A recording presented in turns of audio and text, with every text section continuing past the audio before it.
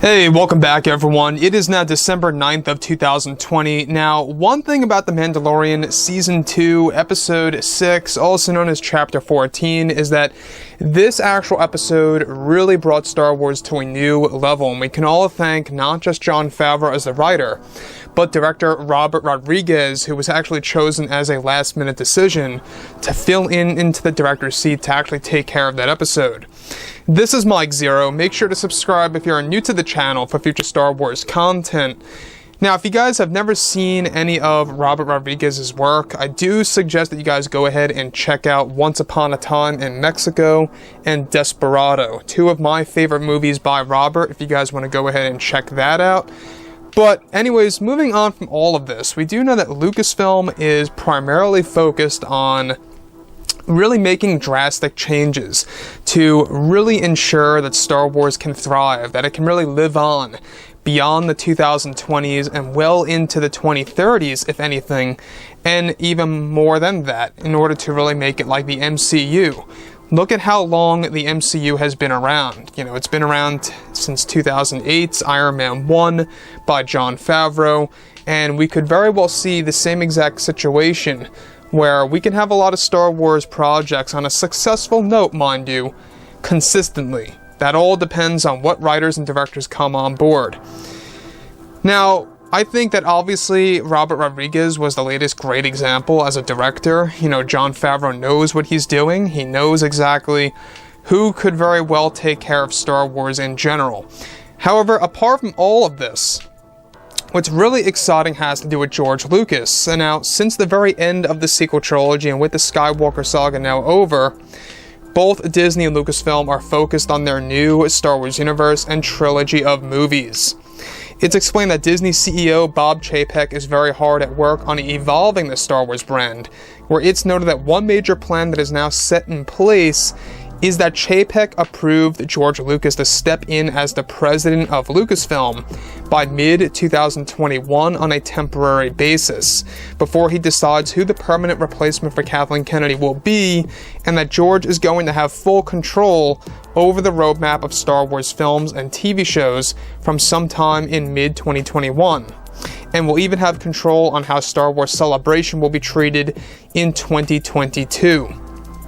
Further, this plan by Bob Chapek is to ensure that Star Wars can stay fresh and new for the fans to enjoy, in order to guarantee that Star Wars will keep delivering authentic Star Wars material moving forward throughout the entire couple of years, throughout 2020, 2021, 2022, you name it.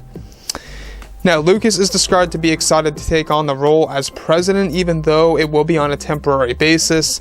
It's described that Lucas only wanted to do this temporarily anyway, to begin with more work between himself, Favreau, and Filoni.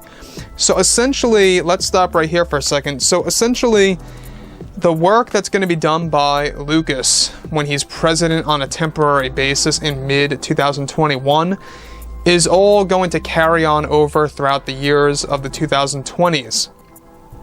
To me, obviously, I think that this is great because it just shows us that the legacy of Lucas is still going to stay alive and well, even more recently. So, we have a lot of things in the works. We've got movies, we've got TV shows, we've got new video games. You know, a lot of people love Fallen Order. We've got Fallen Order 2 reportedly in the works for 2022.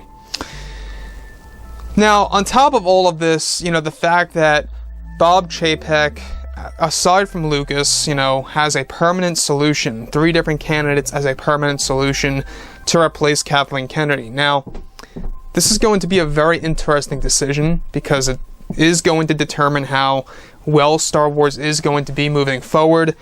Regardless, you know, I think that Star Wars is heading in a positive direction. We've seen what has been happening with The Mandalorian Season 2 and what's going on with Season 3 and 4 that's going to be shot and developed back to back. So keep an eye open for that because Jon Favreau is the man.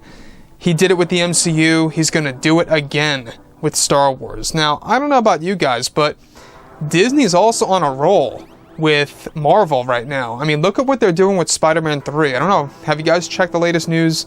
Because we actually have a scenario now where Tobey Maguire, Andrew Garfield are both coming back as Spider-Man, as well as Alfred Molina as Doc Ock, and Jamie Foxx as Electro.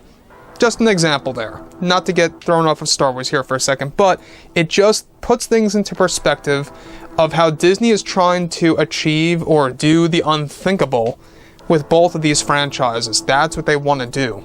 They want to make the fans happy. They want to do surprising things for the fans. And so far, they really are delivering, let me tell you. So yeah, guys, I mean, like I've said before in the past, drop a comment below. Let me know about all of this in the comments, and if you guys did enjoy the content for today, do make sure to drop a thumbs up on this video to support the channel. I thank you all so very much for the kind support, and I'll catch you guys next time.